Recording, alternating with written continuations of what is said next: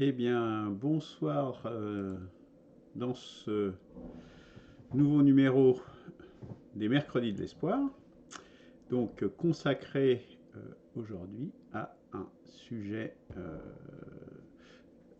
qui fait partie de la saga sur la présentation de la Sixième République proposée, c'est-à-dire l'Assemblée nationale aujourd'hui.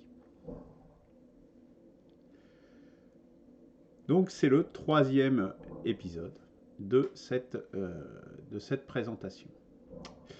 Avant cela, je voudrais vous rappeler que nous avons maintenant un deuxième rendez-vous hebdomadaire, la chronique des barbaries, donc le vendredi à 18h30, donc ce prochain vendredi. Le précédent numéro avait été consacré à la crise du Covid-19. On en reparlera, mais bon, après ça sera sans doute sur des sujets d'actualité. Et nous aurons également, désolé, et nous aurons donc également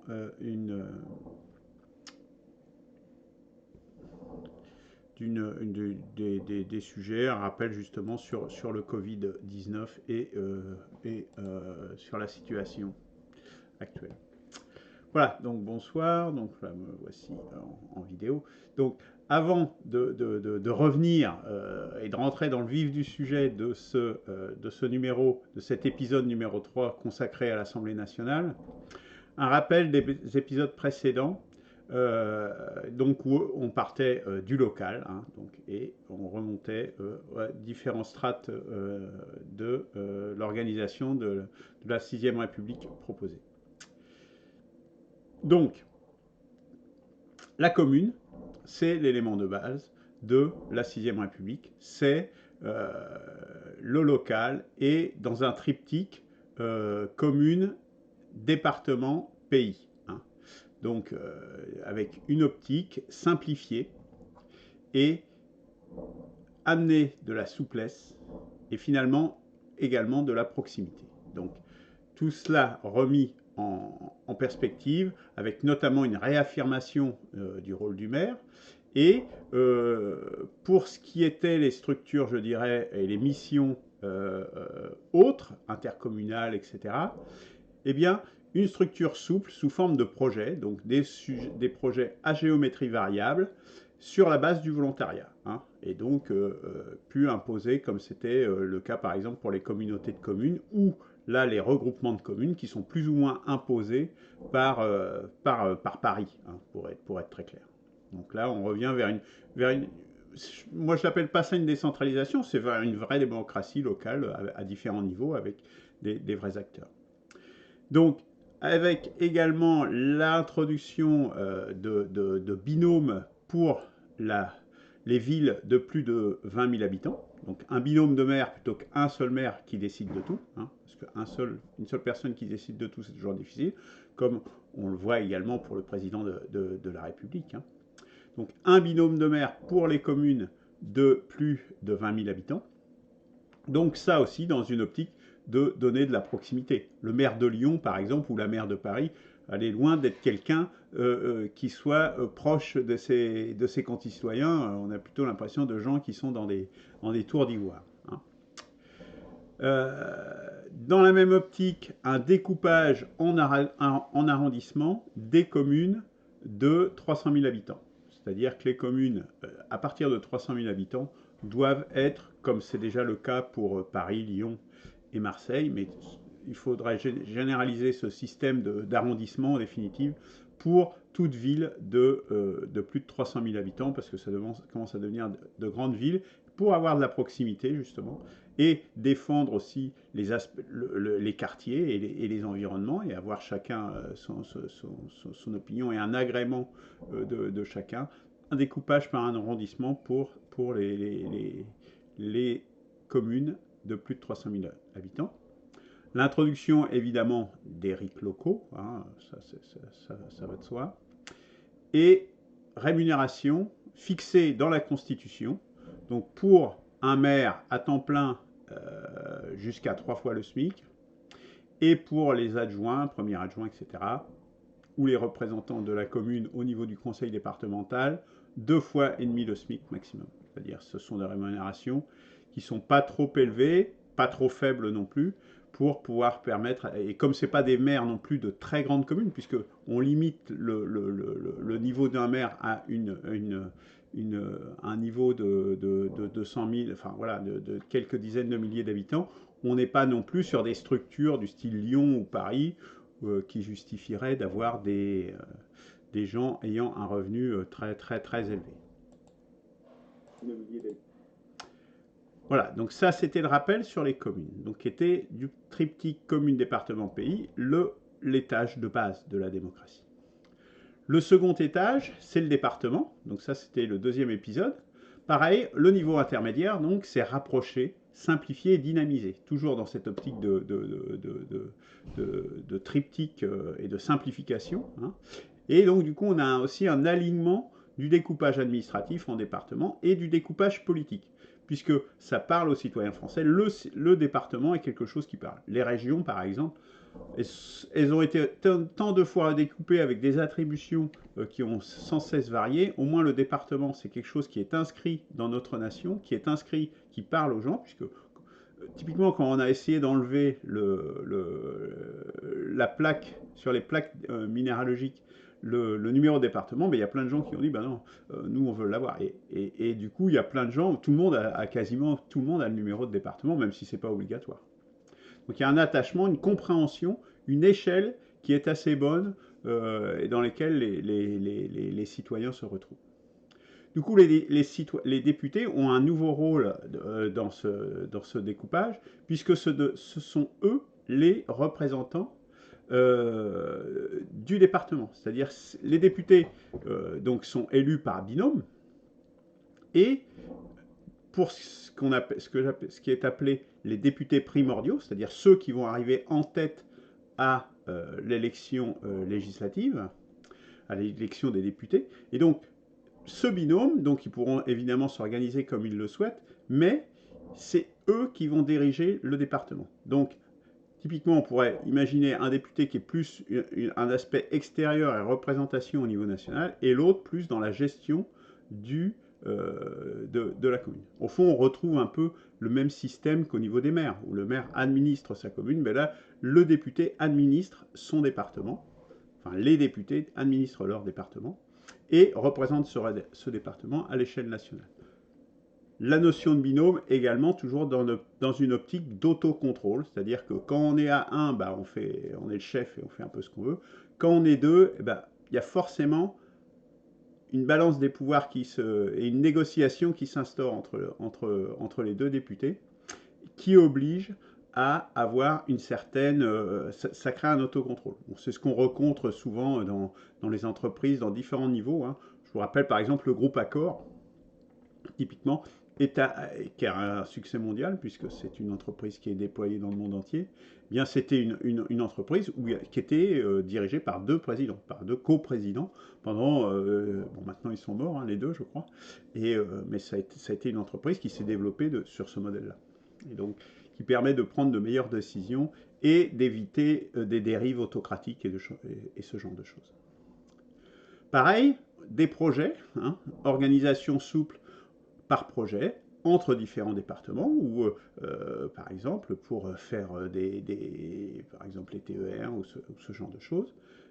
Donc les projets, c'est ce qui peut remplacer la région. Pareil, sur la base du volontariat, celui qui voudra dire, par exemple, la Bretagne, qui veut faire un projet Bretagne, par exemple, eh bien, ils pourront mettre justement comment ça s'appelle, la Loire-Atlantique dedans ou pas. Hein. Enfin, ce sera à eux de voir, justement, s'ils le souhaitent.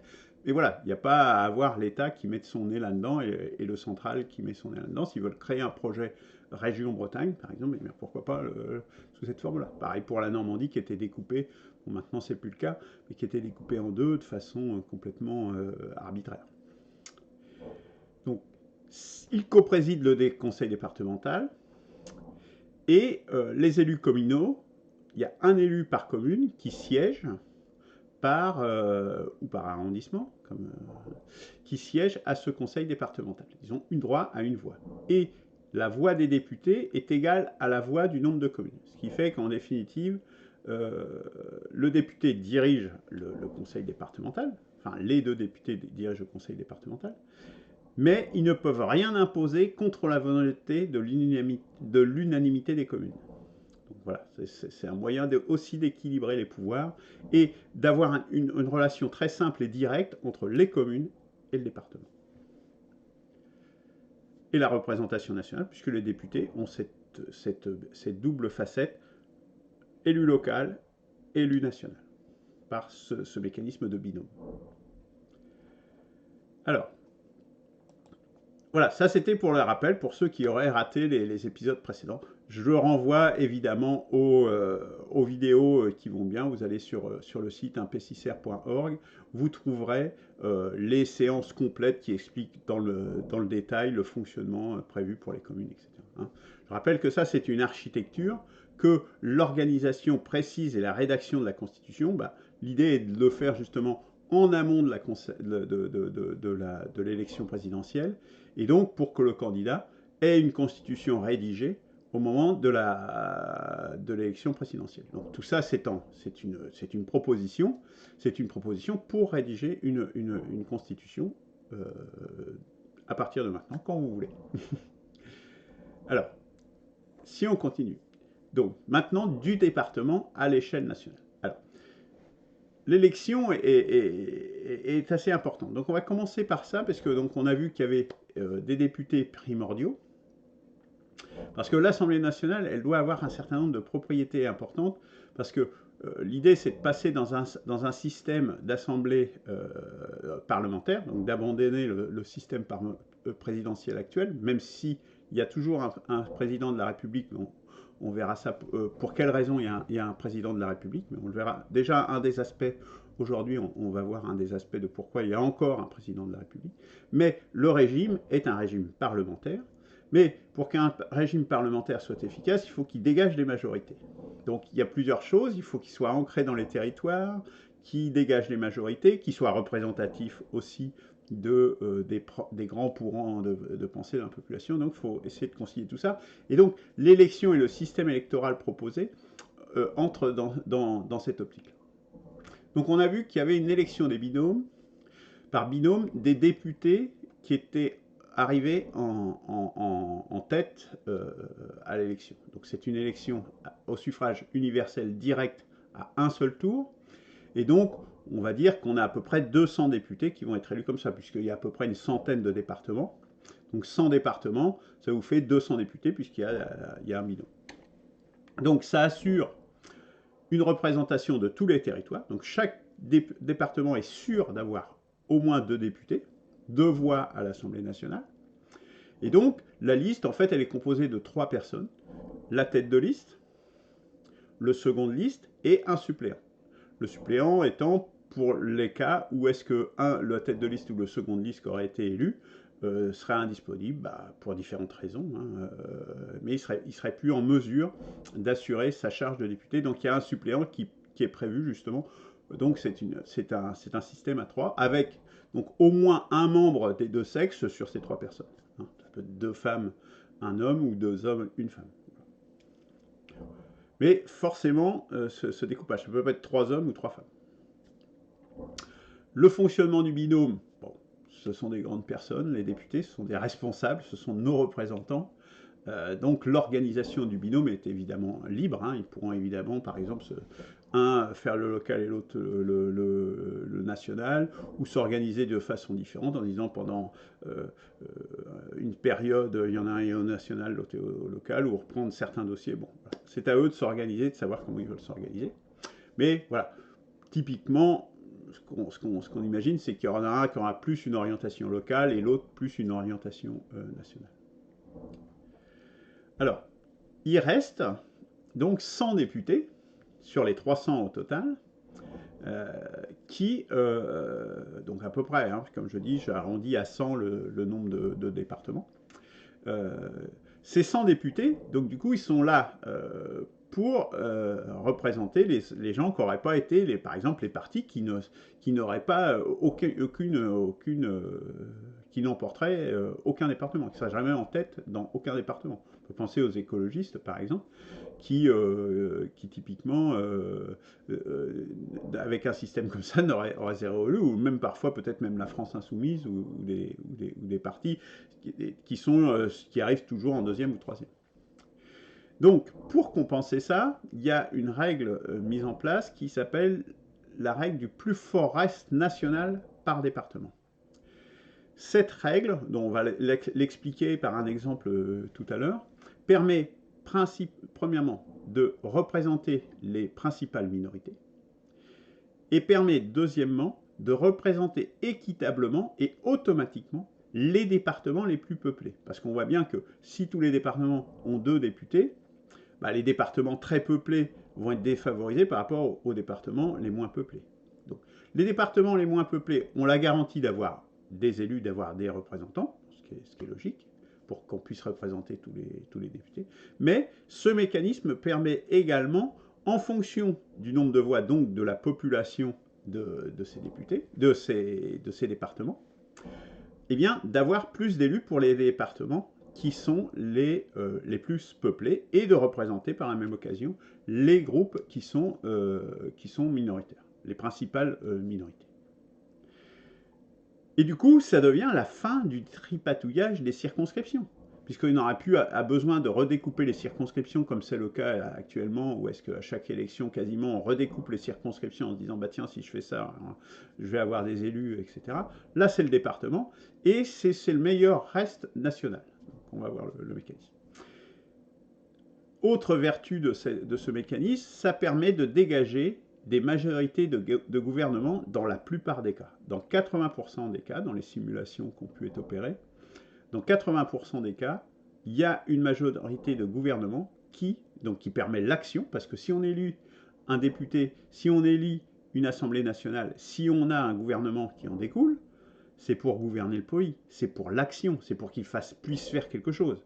Si on élit des députés pour que l'action ne puisse pas exister, comme on peut le rencontrer dans des pays à régime parlementaire fort, comme on a vu l'Italie ou même Israël ou des pays comme ça, où est-ce qu'on a bien souvent des problèmes justement parce qu'on n'arrive pas à dégager une majorité, ou c'est des majorités bancales, et donc du coup, on se retrouve avec un pays qui est quasiment ingouvernable. Donc là, ce mécanisme permet, il a pas mal de vertus justement, c'est ce qu'on vient d'énumérer, mais en plus, il dégage des majorités de gouvernement. Voilà. Dans la très grande majorité des cas. Alors, voyons un exemple de comment ça marche, ce système du plus fort reste. Donc ces chiffres sont basés sur la base de l'élection présidentielle de 2017. Donc évidemment, tous les départements ont 2 députés primordiaux. C'est ceux qui sont à partir des listes qui sont arrivés en tête dans chacun des départements. Donc il y a 200 députés qui sont déjà attribués et qui sont déjà élus. Auxquels donc on va ajouter 100 autres députés qui ont le plus fort nombre de voix nationalement par département. Donc si on prend la base de l'élection présidentielle de 2017, bien on voit que le premier député qui aura été élu selon ce mécanisme, ça aurait été un député qui a obtenu 288 115 voix, ça aurait été un député de la France insoumise, et dans le département du Nord, 59, qui est un département évidemment très très peuplé. Le second, avec 284 744 voix, un député LR à Paris, qui est aussi un endroit très, très peuplé. Le troisième, ça aurait été un LREM, 268 723 voix, de nouveau dans le Nord. Donc on va retrouver en début, évidemment, tous les départements les plus peuplés, etc., etc. Mais vous voyez que le Nord, du coup, il se retrouve avec un premier député et déjà un deuxième député. Et puis si on continue, eh bien on en retrouve un troisième ici. Donc on voit qu'en définitive, le Nord, bon après j'ai pas le reste, mais le Nord a déjà donc ces 2 députés primordiaux, plus au moins ces 3 députés-là. Puisque c'est un département extrêmement peuplé, eh bien il a plus de représentants, et alors il n'y en a que 2 qui représentent le département officiellement, puisque ce sont les députés primordiaux, c'est ceux qui sont en charge de la gestion du département. Mais ceux-ci, ils représentent à la fois leur territoire, mais aussi et surtout leur étiquette politique, et aussi leur population, la population du département qui est le plus peuplé. Donc on a un mécanisme comme ça, assez simple en définitive, puisque là on voit que c'est simplement l'ordre du nombre de voix par département qui est fait. Donc on va retrouver les Hauts-de-Seine, après les Bouches-du-Rhône également, Marseille, donc c'est les endroits les plus peuplés, de nouveau le Nord, Paris évidemment, de nouveau les Bouches-du-Rhône, etc., etc. Alors il y a 107 départements en fait, avec les territoires d'outre-mer, etc. Et donc le dernier département, c'est le 107e élu, c'est un député LR dans le Gard, avec 72 366 voix. Donc voilà le mécanisme, et ce mécanisme donc fait le troisième tiers en définitive de l'Assemblée, et ce troisième tiers permet justement d'avoir le débat et d'apporter la contradiction plutôt que d'avoir des groupes complètement pléthoriques et majoritaires, parce que si c'est... Alors il faut qu'il y ait des majorités, mais il ne faut pas non plus des majorités ou qu'il n'y ait plus qu'une seule couleur, parce que sinon ça ne veut plus rien dire. Alors, on va voir que maintenant on a d'autres dispositifs complémentaires par rapport à ça, parce que donc quelles sont donc du coup les principales propriétés, donc c'est l'institution principale, l'Assemblée nationale, pour la gouvernance du pays. C'est ce que je disais tout précédemment. C'est un régime parlementaire. Donc un régime parlementaire avec une seule chambre pour l'action en tout cas. Donc ça représente les Français tout en assurant une gouvernabilité du pays par une prime majoritaire, qui est à la fois ancrée dans les territoires. Donc on supprime le Sénat, ça c'est clair, c'est déjà été énoncé. Le Sénat n'a plus lieu d'être puisque cette Assemblée représente à la fois les sensibilités politiques, mais les territoires également, et de façon tout à fait directe, et puisque ce sont les députés qui gèrent aussi le territoire. Donc on a des députés qui prennent vraiment de l'importance, ça devient des gens importants, beaucoup plus importants que ce n'est aujourd'hui, dans la société, dans la vie politique, et ce qui est logique, puisque ce sont des élus. C'est à nos élus de gérer la société. Et donc c'est vraiment pour l'action, une seule chambre pour l'action, donc qui représente le peuple, gouverne le pays au quotidien, élabore les lois, parce que gouverner le pays au quotidien, parce que le gouvernement en est issu, mais ça sera l'objet d'une prochaine émission, bien sûr. Le gouvernement, ça sera une émission à part. Charge, bien sûr, c'est le pouvoir législatif d'élaborer les lois, et également d'animer le débat public, puisque les projets de loi, ce qu'il y a comme évolution de la société, comme évolution, comme réforme que l'on veut faire, ça fait partie du débat public, et ça fait partie du rôle de l'Assemblée nationale d'animer ce débat public. Alors, quelques caractéristiques quand même supplémentaires. Donc, le gouvernement, donc le pouvoir exécutif. L'Assemblée, c'est essentiellement le pouvoir législatif. Il va aussi donner des lois qui vont être des lois d'action, ou donner quitus au gouvernement. Donc le gouvernement en est issu, et le gouvernement, les membres du gouvernement ne sont forcément des députés. C'est pour ça que c'est important d'avoir un suppléant, parce qu'il n'y a plus de gens au gouvernement qui ne soient pas des élus. Parce qu'on se retrouve avec plein de gouvernements où c'est des gens qui sont Pierre-Paul Jacques, qui tirent un peu de n'importe où. C'est absolument anormal que ce soit des experts qui gouvernent à notre place. On élit des représentants, c'est à nos représentants de gouverner. Donc les membres du gouvernement sont obligatoirement des députés. Il ne peut pas y avoir quelqu'un qui n'est pas élu député qui soit membre du gouvernement. Ça, c'est très important, puisque c'est redonner du pouvoir démocratique à l'instance la principale de gouvernance au quotidien, qui est le gouvernement, au cœur de notre République. Donc ça, c'est très important. Et, bon, évidemment, le gouvernement peut être démis via la question de confiance qu'il peut poser, quand il présente une politique. Et l'idée aussi, c'est de changer la fréquence de renouvellement pour qu'il y ait un renouvellement fréquent, pas trop non plus pour avoir le temps de faire quelque chose, donc un renouvellement tous les 4 ans qui semble, c'est le rythme présidentiel aux États-Unis par exemple, ça semble un meilleur compromis que 5 ans. Parce que bon, s'il y a une politique qui ne convient pas, ce n'est pas la peine d'attendre 50 ans non plus pour renouveler l'Assemblée, sachant qu'évidemment on a toujours le RIC, hein, mais qui peut être qui est en toute matière et qui peut donc être révocatoire. Mais bon, un renouvellement fréquent ne nuit pas. Alors, il ne vous aura pas échappé que, j'ai dit, dans 80% des cas à peu près, un gouvernement va pouvoir se former sur la base, donc ça c'est les simulations faites sur les différentes élections précédentes, hein, les différentes élections présidentielles qui sont les plus proches de ce qu'on a là, et européennes aussi, j'ai pris comme référence, qui peuvent donner une bonne image de ça en termes de résultats de ce mécanisme. Sauf qu'il reste quand même 15 à 20% des cas où il y a une absence de gouvernement issu de l'Assemblée nationale. Dans ce cas-là, que fait-on? Donc, sous 15 jours, la Chambre constitutionnelle, qui est une autre chambre dont on parlera ultérieurement dans un autre épisode, attribue, donc c'est la décision de la Chambre constitutionnelle. Je dis un mot très rapidement de la Chambre constitutionnelle. C'est une chambre où qui est composée d'une part d'élus sur liste de partis à la proportionnelle intégrale, pour 50%, pour moitié. Donc, ce qui permettra de représenter absolument tout le panel politique, parce qu'on voit bien que cette Assemblée nationale, avec cet effet majoritaire, il y a un certain nombre de petits partis qui ne seront pas représentés, et aujourd'hui ne sont pas représentés du tout. Dans la Chambre constitutionnelle, même les petits partis auront des représentants, puisque ce sera une proportionnelle intégrale. Ce n'est pas une chambre de gouvernement, puisque la chambre de gouvernement, c'est l'Assemblée nationale.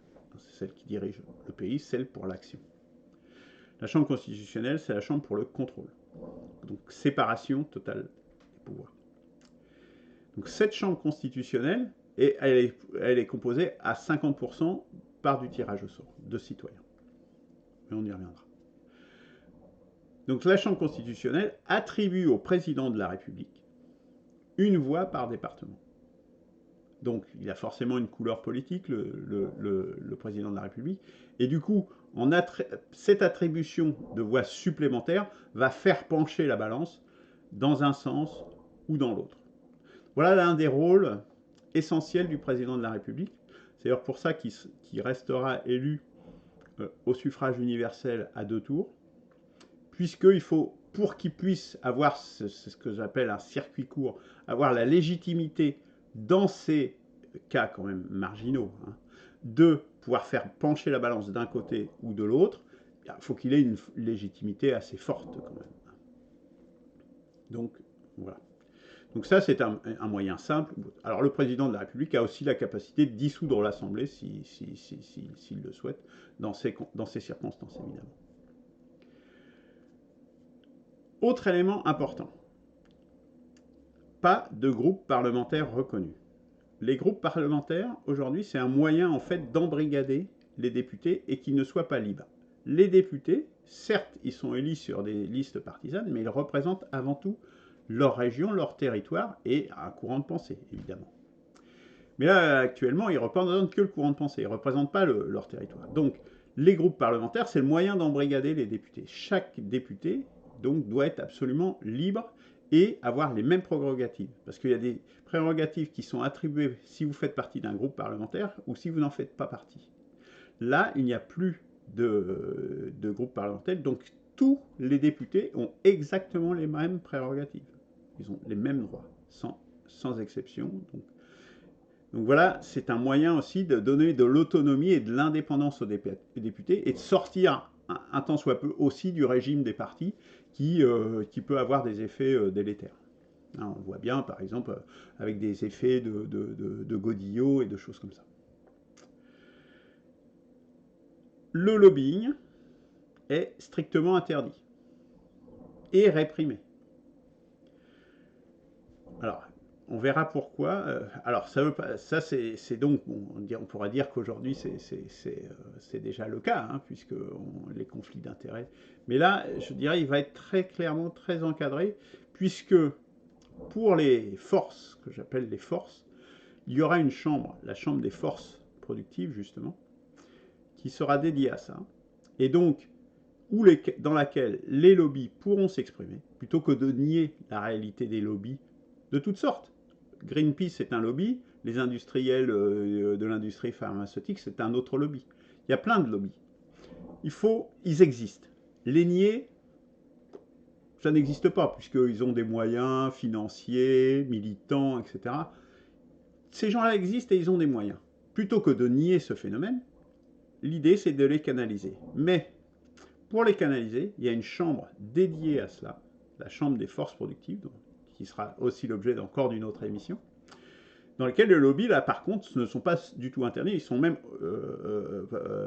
pas préconisés, mais c'est leur lieu d'expression, leur moyen de faire penser, parce qu'ils ont aussi des idées, ils peuvent aussi apporter des choses intéressantes, donc il n'y a pas de raison sans prévenir. Par contre, là où on décide réellement, où on arbitre, où on fait les choix pour la nation, là, par contre, ils sont strictement interdits. Parce qu'ils peuvent s'exprimer dans la chambre des forces productives, ils sont strictement interdits et réprimés dans la chambre, dans l'Assemblée nationale. Vous voyez, c'est le revers de la médaille.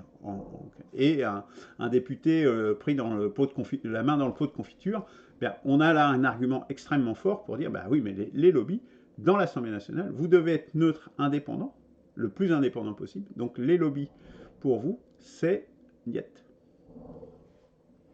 Il y a un endroit pour ça, c'est la Chambre des forces productives, qui n'est pas décisionnaire. Et la Chambre décisionnaire, elle doit être neutre, elle doit se prononcer en fonction de l'intérêt du peuple, en fonction de l'intérêt de la nation, et pas de tout autre considérant.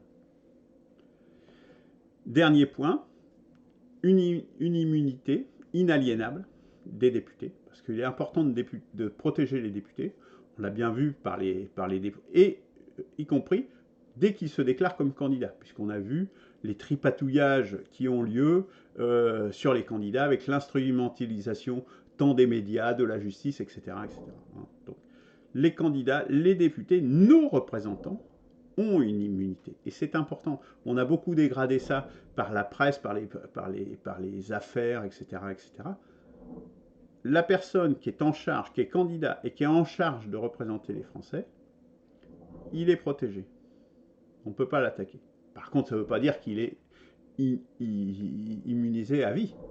S'il n'est plus élu, le jour où il n'est plus élu, eh bien, il redevient un citoyen et ça suspend évidemment l'immunité, la contrepartie, évidemment, c'est qu'il faut que ça suspende la prescription. Et à partir de là, la prescription est suspendue et elle recourt à partir du moment où il redeviendrait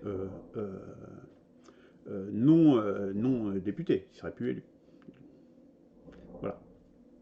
Parce que ça protège la démocratie. Il ne faut pas voir que l'immunité, c'est pas pour alors c'est peut-être été dévié, mais l'immunité, c'est pour défendre la démocratie. C'est pas pour défendre des individus et des gens qui font des tripatouillages ou des choses malhonnêtes. C'est important que les gens qui ont l'immunité, ça défend la démocratie, ça défend nos représentants. Parce qu'on voit très bien qu'il y a eu plein d'instrumentalisation. On voit en Équateur en ce moment, par exemple, regardez ce qui se passe en Équateur, où est-ce que les chambres de justice, etc., sont instrumentalisées. Ou même en France, avec l'élection et François Fillon, où en fait la Cour de justice de la République a subi des pressions pour aller poursuivre François Fillon sur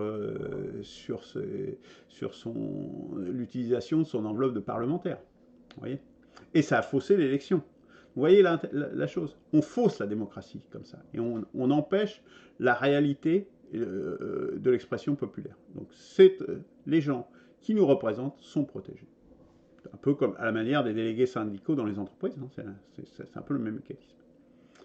Parce que sinon, si on peut leur faire pression, tout est permis. Hein.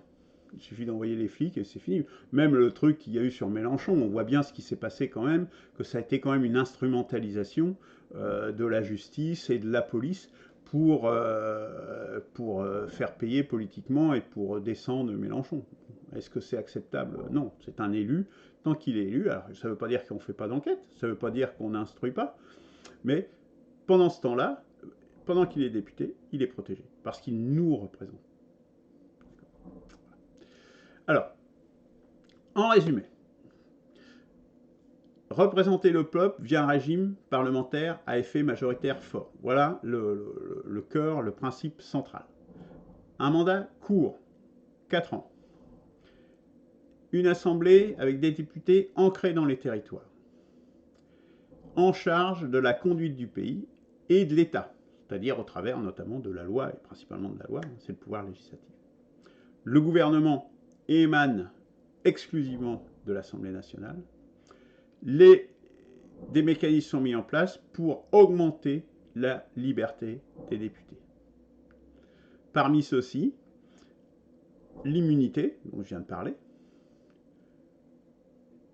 les groupes parlementaires proscrits, le lobbying proscrit et égalité des prérogatives de chaque député individuellement.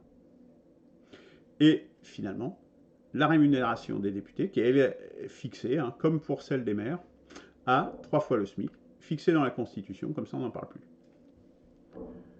Voilà, en résumé pour l'Assemblée nationale. Vous voyez, c'est un format plus court pour ces mercredis de l'espoir par rapport à précédemment, qui était un peu long. Donc, voilà. Le prochain épisode, ce sera sans doute la semaine prochaine, le gouvernement. Donc, avec comment le gouvernement est composé. Une ébauche déjà du circuit législatif.